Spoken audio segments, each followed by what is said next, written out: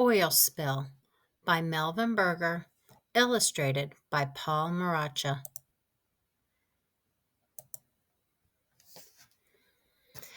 The night of March 24th, 1989 was dark and cold. A huge black oil tanker glided out of the port of Valdez, Alaska. Painted on its bow was its name, Exxon Valdez. The Exxon Valdez floated low in the water. About 50 million gallons of crude oil weighed it down. The huge tanker slowly sailed out into the Prince William Sound, and then suddenly it happened. Crunch! The ship slammed into an underwater reef. Thick, black oil flowed out of the Exxon Valdez smashed tanks. It poured into the dark water. The Exxon Valdez spilled out 11 million gallons of oil. That much oil could fill over 1,000 big swimming pools. The sticky oil soon covered 11,000 square miles of ocean water. That is an area as big as the state of Maryland. It damaged about 1,250 miles of Alaska's coastline. That is longer than the entire Atlantic coast of the United States. The oil stuck to feathers of many ducks, geese, and other seabirds. The birds couldn't swim or fly. Over 300,000 died. Oil got into the bodies of fish, shrimp, and crabs. No one knows how many of them were killed. Sea otters, sea lions, harbor seals, and killer whales swallowed oil. They breathed the poisonous fumes. Their bodies were covered with oil. Thousands of these marine mammals died. The spill from the Exxon Valdez was one of the worst in our country's history, but it's not the only one. An oil spill occurs somewhere in the world almost every day of the year. Oil spills have many causes. Some are accidents. A tanker like the Exxon Valdez runs aground or collides with another ship. Workers make a mistake as a tanker is being loaded or unloaded. An undersea oil well starts to leak. A tanker pipe breaks at the shore oil terminal.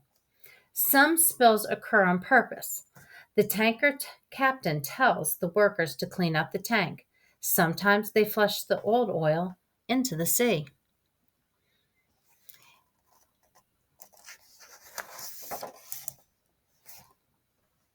The cause of oil spills differ, but the result is the same. The oil spreads out, it floats on top of the water. Experts on oil spills rush to the scene. They start to clean up the mess. Their first job is to stop the oil from spreading. They put a boom around the spill. The boom is like a collar. It keeps the oil in place. For small spills, the experts may call for a skimmer. There are several kinds of skimmers. One type works like a giant vacuum cleaner. It sucks up oil from the water. Sometimes the oil skimmers collect can be used again. As you can see from this picture, funnel-shaped head floats just below the surface and oil flows into it. For some small spills, experts place special pads on top of the oil. The pads are like sponges. They suck up the oil. Then they get rid of the soaked up oil. For larger spills, the experts may set the oil on fire, but the fire sends smoke and gas into the air and leaves ash in the water. Cleanup crews also use chemicals to get rid of large oil spills. People aboard planes or boats spread the chemical on the oil. Some chemical breaks the oil into tiny bits. The tiny bits mix with water. Other chemicals make the oil come together. The oil forms a layer like a sheet of rubber. One type of skimmer lifts the sheet of oil and the oily debris out of the water. Chemicals make the oil less harmful, but they still add poison to the water. In time, the oil from most spills drift up onto shore.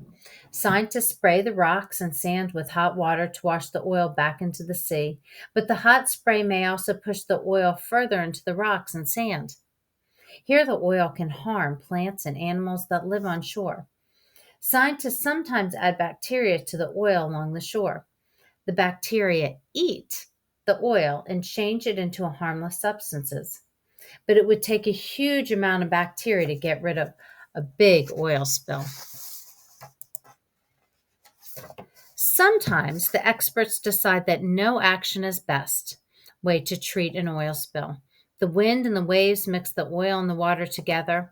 It's like mixing oil and vinegar to make a salad dressing. In time, much of the oil disappears. Oil spills are major disasters. Slowly, scientists are learning how to clean them up. They're learning how to prevent spills. How can we help prevent oil spills too? How to prevent oil spills? Well, we can use less oil. If we use less oil, there will be fewer oil tankers in the oceans.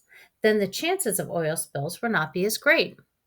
One way to save oil is to use less electricity. Electricity is often produced by burning oil.